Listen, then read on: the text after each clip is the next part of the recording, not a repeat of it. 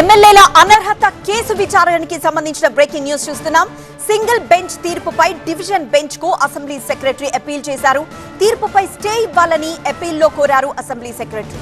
Single bench తీర్పుపై stay ఇచ్చేందుకు division bench నిరాకరించింది. అయితే మధ్యంతర ఉత్తర్వులు ఇవ్వలేమన్న హైకోర్టు డివిజన్ బెంచ్ తో ఇప్పుడు ఈ నిర్ణయం తీసుకున్నారు. ఈ నెల 24న వాదనలు వింటామన్నారు డివిజన్ బెంచ్. ఎమ్మెల్యేల అనర్హతపై 20 రోజుల క్రితం తీర్పిచ్చింది సింగిల్ బెంచ్. షెడ్యూల్ ఖరారు చేయాలని ఉత్తర్వులు వెలువరించింది.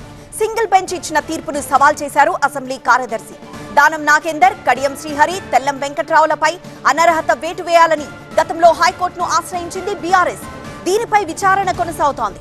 ఈ నెల 24న వాదనలు వింటామని చెప్పింది డివిజన్ బెంచ్.